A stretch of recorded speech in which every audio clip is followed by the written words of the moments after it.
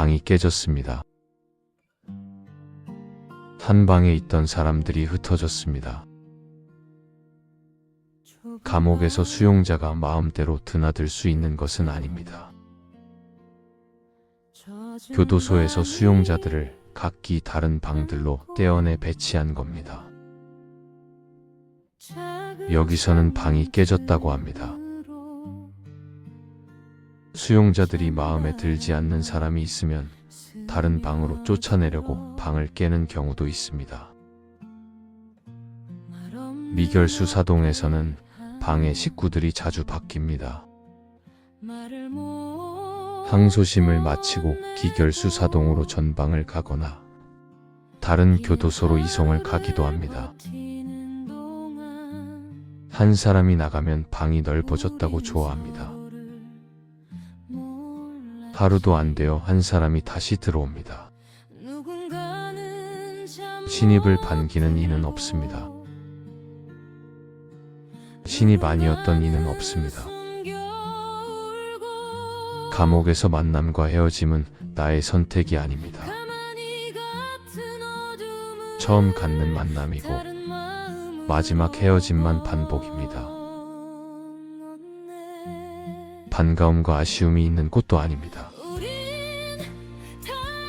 그래도 밤새 나를 지켜줄 이는 이들밖에 없습니다. 재판을 앞두고 서로 마음이 편해 보이지는 않습니다. 내가 편하지 않으니 남에게 편한 자리를 내어주는 것을 보기 어렵습니다. 종일 좁은 방에서 함께 지내서 그렇습니다. 나이도 다르고 서로 살아온 생활도 다른 이들이 한 방에 종일 있어서 그렇습니다.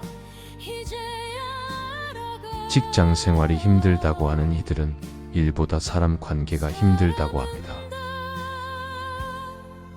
서로 다른 사람들이 함께 사는 게 힘든 일입니다. 감옥이 힘든 것은 24시간 사방이 갇힌 좁은 방에서 다른 사람들과 함께 사는 것입니다. 감옥에서 불편을 없애는 일은 다른 사람을 다르게 보려고 하지 않는 것뿐입니다. 이송 와서 신입으로 들어온 지 엊그제 같은데 벌써 최고선임이 되었습니다. 그 사이 긴 장마가 지나갔습니다. 지구가 끓지 않는 이유는 장마가 있어서라고 합니다. 비를 맞지 않은 여름은 처음입니다. 비가 온 땅을 적셔도 감옥 안은 메말라 있습니다. 지난주 신입이 왔습니다. 노인입니다. 신입은 누구든 처음 하는 일들이 서투릅니다. 젊은이들과 부딪힘이 잦습니다. 노인 신입은 잠잘 때 코골이가 심합니다. 모두가 잠을 못 잡니다. 젊은이들이 밤중에 일어나 허공에 욕을 하고 주먹질을 합니다. 결국 어제는 일이 서툰 노인에게 젊은이가 반말한 것으로 싸움이 났습니다. 곧장 교도소 기동대가 와서 방 식구 모두 진술서를 썼습니다. 그리고 방이 깨졌습니다. 나만 남았습니다. 다른 사람들이 새로 들어왔습니다. 그렇게 만났고 헤어졌고 또 새로 만났습니다. 오늘 연암의 글을 읽다가 깜짝 놀랐습니다. 코골이에 대한 글이었습니다. 200년이 지난 글입니다. 연암은 책 속에 여전히 살아서 우리 방을 훤히 들여다보는 것 같았습니다.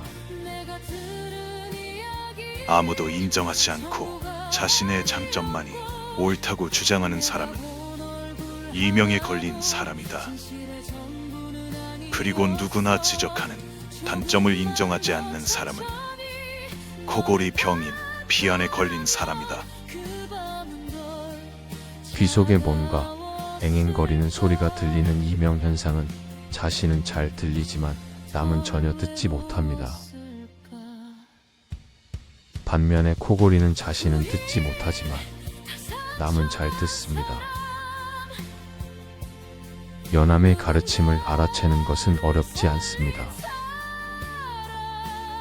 문제는 지금 내가 이명을 앓고 있는지 혹은 비안에 걸렸는지를 판단하는 일이 쉽지 않습니다. 그 반대의 경우도 다르지 않습니다. 내가 아닌 너에 대한 나의 문제입니다. 나는 다른 이의 이명을 듣지 못합니다. 남은 아니라는 코골이를 나는 들었다고 웃깁니다. 내가 나를 문제 삼을지 남을 문제 삼는 나를 문제 삼을지에 대한 생각이 이어졌습니다. 혼자 읽고 혼자 쓰는 내가 이명에 걸렸는지 모릅니다. 혼자 생각하는 날들이라 내가 비안에 걸렸는지도 모릅니다. 그도 아니면 내가 듣지 못했던 남의 이명에 귀를 기울여야 할지에 대해 생각합니다. 주먹 쥔 손을 올려 남의 코골이를 향했던 외침이 언제나 정당할지에 대한 물음들도 이어집니다. 연암의 이명과 비안의 비유에서 전에 깨달았던 성낼 진짜가 다시 떠올랐습니다. 이명에 걸리면 남들은 안 들린다고 하지만 나는 분명히 듣습니다. 내가 참이면 나의 뜻을 굽히지 않습니다. 비안이어도 다르지 않습니다. 나를 중심으로 하기 때문입니다. 내가 분명히 듣고 있고 내게 확실히 들리지 않기 때문입니다. 이명과 비안의 치유는 나를 내려놓는 일입니다. 나의 화를 지우는 일입니다. 나의 참을 고집하는 일을 잠재우는 것이라 생각합니다. 연암은 이전에 있던 여러 일화를 가지고 다른 비유를 이어갑니다. 위태로운 상황을 가리켜 소경이 애꾸말을 타고 한밤중에 깊은 물가에 섰는 것이라는 옛말에 대해서 연암은 말합니다. 소경을 보는 이는 눈이 있는 사람이라 소경을 보고 스스로 그 마음에 위태로움을 여기는 것이요. 소경 자신이 위태로움을 느끼는 게 아니오. 소경의 눈에는 위태로운 바가 보이지 않는데 대체 뭐가 위태롭단 말인가? 연암은 눈을 감아서 위태로운 것이 아니라 눈을 뜬 사람이 오직 눈 하나만 믿고 세상을 바라보는 것이 위태로운 것이라고 말합니다. 내가 보고 듣고 있어서 있다라고 하고 내가 보지 못하고 듣지 못하니 없다라고 하는 나의 참이 화로 이어지는 연유를 생각하게 합니다. 소경이 비단옷을 입고 있는 것과 눈뜬 사람이 비단옷을 입고 어두운 골목길을 걸어가는 것, 이 중에 어느 것이 옳은가 하는 이야기도 있습니다. 전자는 자신의 인식 문제고 후자는 타자의 인식에 대한 문제라고 할 수 있습니다. 그 둘 중에 무엇이 더 나은가에 대한 일반의 궁금점과 질문 그 자체가 잘못이라는 게 연암의 뜻입니다. 성경에도 비슷한 이야기가 있습니다. 나면서부터 소경인 이를 두고 예수의 제자들이 부모의 죄 때문인지 자신의 죄 때문인지를 선생에게 묻습니다. 선생은 그 누구의 죄 때문도 아니고 하느님의 영광을 위한 것이라 하고 그의 눈을 뜨게 해줍니다. 현재 고난은 과거 죄의 문제가 아니라 지금의 고난에서 벗어나게 하는 것이 곧 하느님의 뜻이라고 이해합니다.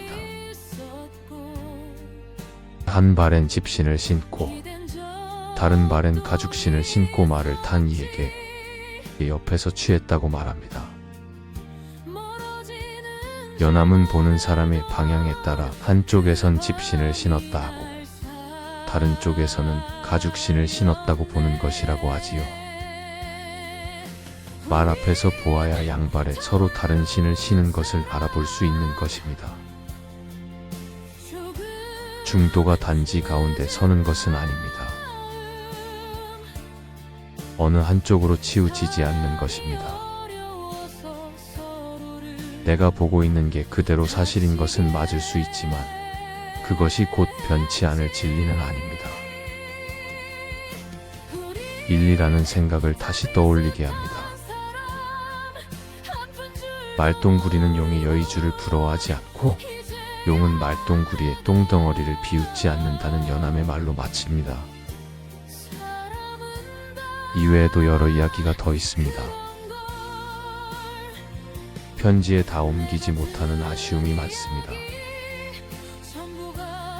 연암이 장자와 많이 닮아 보이는 느낌입니다. 9월이 되면서 새벽엔 가을을 건너뛰고 겨울이 왔나 싶습니다. 한여름의 폭염은 기억에 없고 아쉬운 장마만 마음에 남아 있습니다. 감옥에서는 계절의 변화를 몸으로만 느끼는가 봅니다. 눈으로 보고 싶지만 연암의 말로 되새기며 아쉬움을 달랩니다.